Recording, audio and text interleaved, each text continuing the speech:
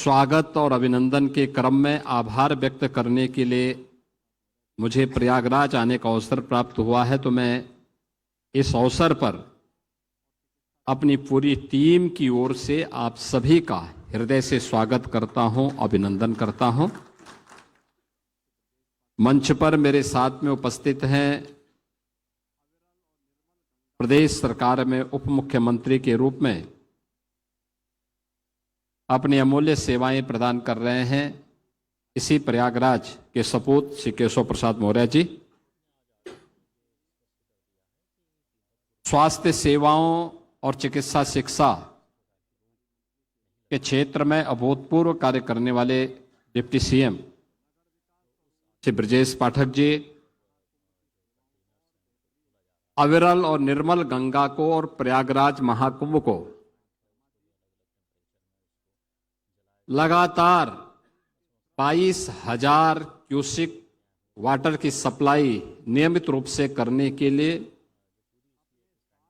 जल शक्ति के मंत्री के रूप में जिन्होंने कार्य किया है, प्रभारी मंत्री के रूप में श्री स्वतंत्र देव सिंह जी, नगर विकास और ऊर्जा विभाग के माध्यम से महाकुंभ की सेवाओं को और बेहतरीन स्वरूप प्रदान करने वाले श्री अरविंद कुमार शर्मा जी, प्रदेश के श्रम और सेवायोजन मंत्री श्री अनिल राजभर जी, अपने 7,000 परिवहन निगम की बसेज और 750 शटल बसेज के माध्यम से पब्लिक ट्रांसपोर्ट की व्यवस्था को, श्रद्धालु जनों की व्यवस्था को बेहतरीन बनाने वाले श्री मंत्री श्री दयाशंकर सिंह जी, और हमारे स्थानीय विधायकगण श्री दीपक पटेल जी, हर्षवर्धन वाजपेयी जी, पीयूष रंजन निषाद जी, गुरु प्रसाद मौर्य जी, श्रीमती पूजा पाल जी, एमएलसी सुरेंद्र चौधरी जी, प्रदेश के मुख्य सचिव श्री मनोज कुमार सिंह जी, डीजीपी प्रशांत कुमार जी, प्रमुख सचिव संजय प्रसाद जी, भारतीय जनता पार्टी के जिलाध्यक्ष श्री राजेंद्र मिश्र जी, श्रीमती कविता पटेल जी, श्री विनोद प्रजापति जी, अवधेश गुप्ता जी, इन सभी की ओर से मैं आप सबका हृदय से स्वागत करता हूं, अभिनंदन करता हूं। वास्तव में महाकुंभ प्रयागराज एक वैश्विक इवेंट बना और इसका श्रेय आदरणीय प्रधानमंत्री जी के विजन के कारण ये जो कार्य करने में हमें सफलता प्राप्त हुई और यह इसको व्यापक सकारात्मक रूप से देश और दुनिया तक आप सब ने पहुंचाया है। मैं इसके लिए भी आपको हृदय से धन्यवाद करता हूं। मैं देख रहा था कि एक एक दिन हो या रात्रि हो, सुबह हो या शाम हो, शीतलहरी हो या भीषण धूप हो, लेकिन अनवरत रूप से कोई चलता रहा तो वो मीडिया चलता रहा। या तो मां गंगा की धारा चलती थी या मीडिया चलता था, और आपकी जो ये भूमिका थी सकारात्मक रूप से आगे बढ़ती रही और महाकुंभ प्रयागराज नए रिकॉर्ड बनाने के लिए उतावलापन दिखाते हुए 66 करोड़ 30 लाख से अधिक श्रद्धालुओं को मां गंगा, मां यमुना और मां सरस्वती की इस त्रिवेणी में आस्था की पवित्र डुबकी के साथ जोड़ते हुए आस्था और आर्थिकी के एक नए रिकॉर्ड को बनाने के लिए आगे बढ़ चुकी थी। बहनों और भाइयों, ये आस्था और आर्थिकी का जो एक नया विजन प्रधानमंत्री जी ने दिया है कि स्पिरिचुअल टूरिज्म में भी पोटेंशियल है और उस पोटेंशियल का आधार कोई राज्य बन सकता है तो उत्तर प्रदेश बन सकता है। अभी गत वर्ष ही उत्तर प्रदेश में 2024 में 65 करोड़ श्रद्धालु और पर्यटक उत्तर प्रदेश के अंदर विभिन्न तीर्थ स्थलों में आए थे। अयोध्या धाम आए थे, काशी आए थे, मथुरा वृंदावन आए थे, प्रयागराज में आए थे, चित्रकूट में आए थे, मां विंध्यवासिनी के धाम में आए थे, गोरखपुर में आए थे, सुख तीर्थ में आए थे, नैमिषारण्य में आए थे। और अकेले प्रयागराज में 45 दिन में 66 करोड़ 30 लाख पर्यटक और श्रद्धालु आ चुके हैं। यानी नए नए रिकॉर्ड बनते हुए दिखाई दे रहे हैं। प्रयागराज महाकुंभ ने उत्तर प्रदेश के अंदर 5 स्पिरिचुअल टूरिज्म के कॉरिडोर उपलब्ध करवा दिए। प्रयागराज से मिर्जापुर और काशी का एक, प्रयागराज से अयोध्या और गोरखपुर का 2, प्रयागराज से लालापुर, राजापुर और चित्रकूट का 3,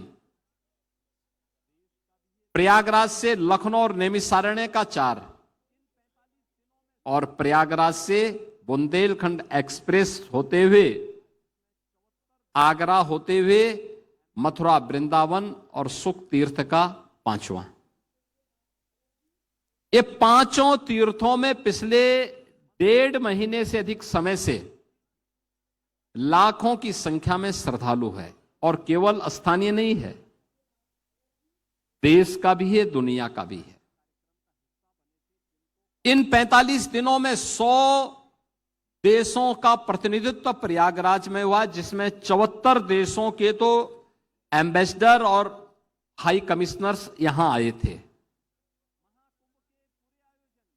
12 देशों के मंत्री या राष्ट्राध्यक्ष की उपस्थिति हुई थी और अन्य देशों से श्रद्धालुजन भी इस कार्यक्रम का हिस्सा बने थे। पर्यटक इस कार्यक्रम का हिस्सा बने थे, जिनको कवर करने का अवसर आपको भी प्राप्त हुआ था जब विभिन्न महास्नान के दौरान या अमृत स्नान के दौरान यहां पर यह कार्यक्रम हो रहे थे। महाकुंभ के पूरे आयोजन में, यानी अस्थाई और अस्थाई, इन सभी निर्माण के कार्यों को में डबल इंजन की सरकार में केंद्र और राज्य सरकार ने मिलकर के लगभग 7,500 करोड़ रुपया खर्च किया, जिसमें 200 से अधिक सड़कों का निर्माण, 9 फ्लाईओवर, 14 फ्लाईओवर, 9 अंडरपास,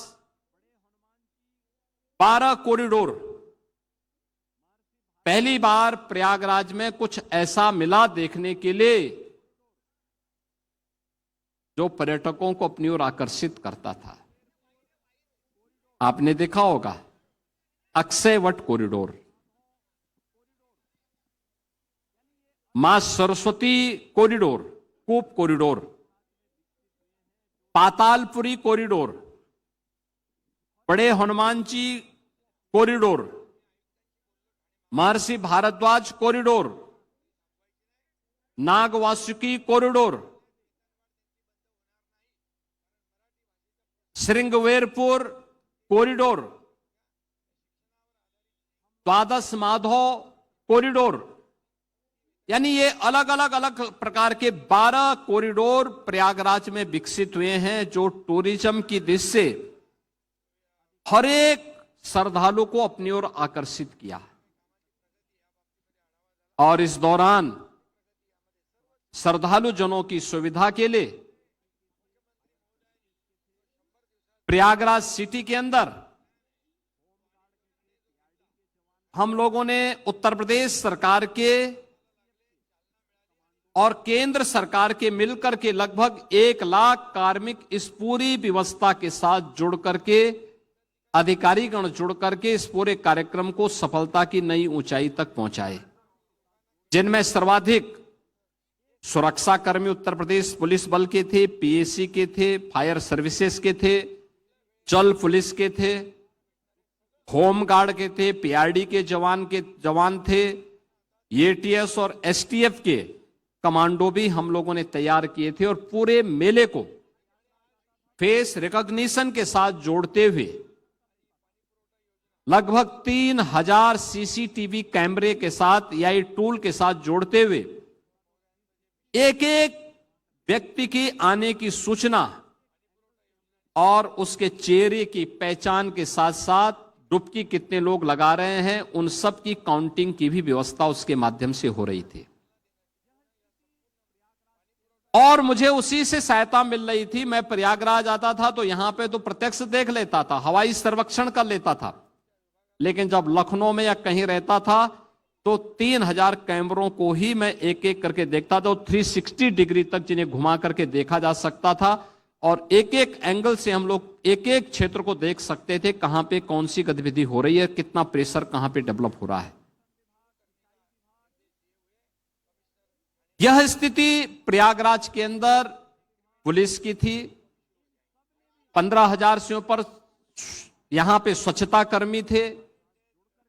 इसके अलावा 7,000 से अधिक परिवहन निगम की बसेस थी। 750 से अधिक शटल बसेज भी यहां पे लगाई गई थी। पीडब्ल्यूडी, नमामि गंगे, जल निगम, संस्कृति एवं पर्यटन विभाग, सिंचाई विभाग, इन सभी विभागों ने, स्वास्थ्य विभाग, इन सब ने भी पूरी तत्परता के साथ इस कार्यक्रम के साथ जुड़ करके इसे सफलता की नई ऊंचाई तक पहुंचाया। रेलवे, सीआरपीएफ, होमगार्ड, नागरिक उड्डयन विभाग, सेना, वायुसेना, सड़क परिवहन एवं राजमार्ग मंत्रालय, भारत सरकार, इन सब ने भी अपनी भूमिका का निर्वहन किया। रेलवे ने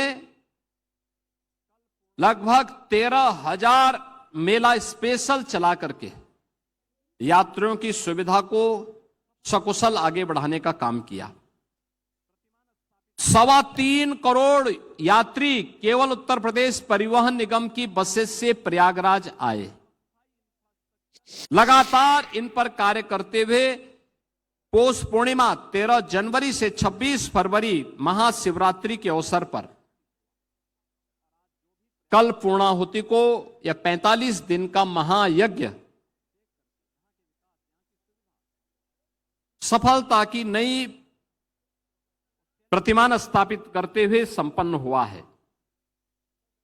इसमें अस्थायी और अस्थायी इंफ्रास्ट्रक्चर प्रयागराज को प्राप्त हुआ। प्रयागराज आज एक स्मार्ट सिटी के रूप में विकसित हुआ और आज जो भी प्रयागराज आएगा तो प्रयागराज को देख करके अभिभूत था। देख करके यहां के विकास, यहां की सुविधा, यहां के मॉडल को देख करके वो सेल्फी ले रहा था, चौराहे चौराहे पे सेल्फी लेता हुआ दिखाई दे रहा था। 10,000 एकड़ क्षेत्रफल में हम लोगों ने मेला का विस्तार किया था और 5,000 एकड़ क्षेत्रफल में हमने 6 लाख वाहनों के पार्किंग की व्यवस्था दी थी। 30 पेंटून ब्रिज बनाए गए थे। 500 चेकर्ड प्लेट 500 किलोमीटर की बिछाई गई थी। 1250 किलोमीटर की पाइप पेयजल की स्कीम थी। 1 लाख टेंटेज थे। 8,000 आश्रम और संस्थाओं को भूमि आवंटन किया गया था और इसके साथ ही 1.5 लाख शौचालय बनाए गए थे। 7 रिवर फ्रंट, 12 किलोमीटर का अस्थायी घाट, 9 अस्थायी घाट, यह भी इस अवसर पर बनाने के कार्यक्रम संपन्न करके इस आयोजन को सफलता की नई ऊंचाई तक पहुंचाने का काम हुआ था। बहनों और भाइयों, केंद्र और राज्य सरकार ने अपनी जिम्मेदारियों का निर्वहन किया। श्रद्धालु जन को यहां तक लाने के लिए सभी संबंधित विभागों ने, संस्थाओं ने अपना योगदान किया, लेकिन एक एक घटना को लाइव दिखाने का काम और सकारात्मक रूप से उसको आम जन तक, घर घर तक पहुंचाने का काम, यह तो आपने ही किया है। क्योंकि कितनी भी अच्छी व्यवस्था होती, कितना भी हम कर लेते, बहुत होता प्रयागराज देखता, प्रयागराज कमिश्नरी देखती, उत्तर प्रदेश देखता, कल्पवासी देखते।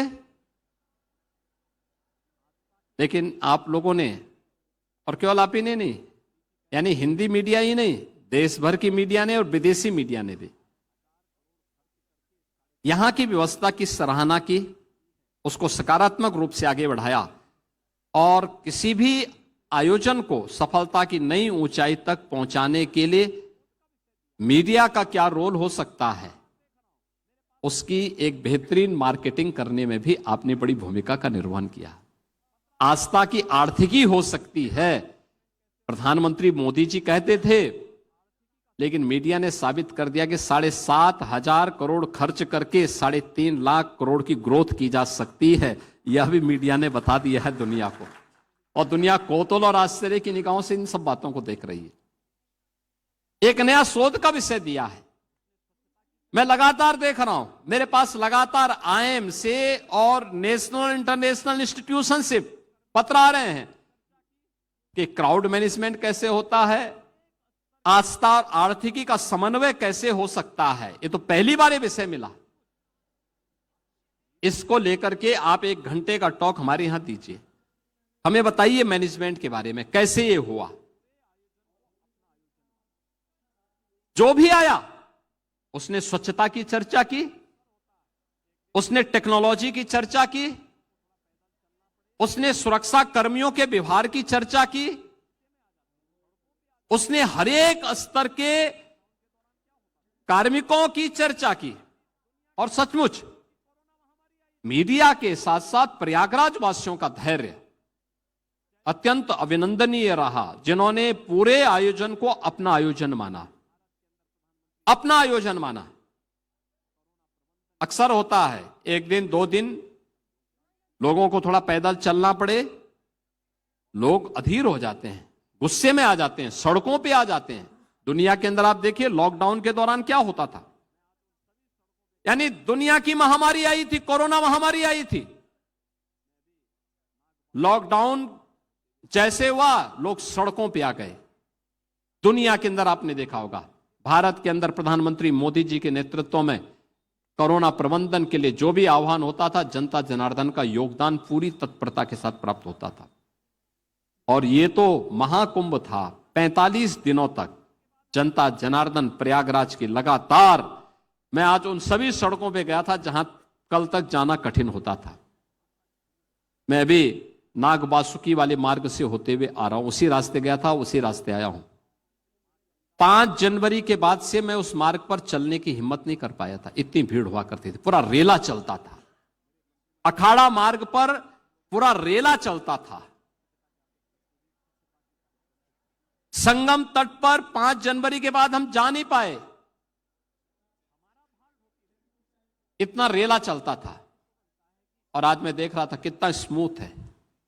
आज मैं वहीं से होते हुए गया हूं, पूरा देख करके गया हूं, बड़े हनुमान जी का भी दर्शन किया हूं, मां गंगा के प्रति भी कृतज्ञता ज्ञापित किया हूं।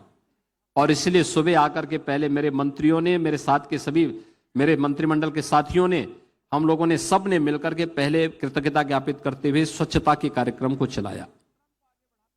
इतने दिनों तक मां गंगा हमारा भार ढोती रही, तो हमारा भी तो दायित्व बनता है कि मां की सेवा करें। तो हम लोगों ने एक अभियान की शुरुआत की,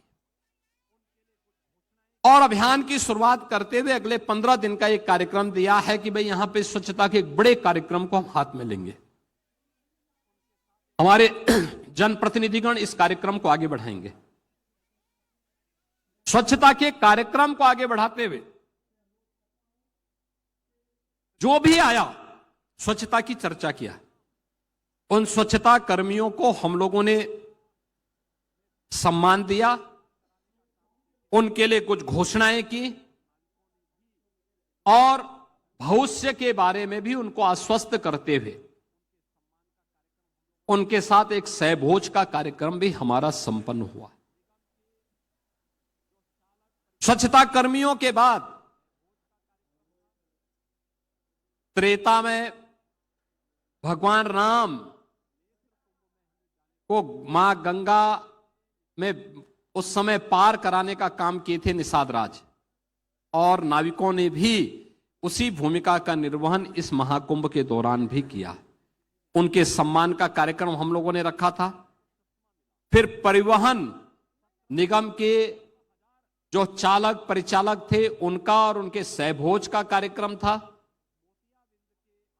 और इसके उपरांत नेत्र कुंभ में हमें जाने का अवसर प्राप्त हुआ। नेत्र कुंभ ने निःशुल्क नेत्र जांच,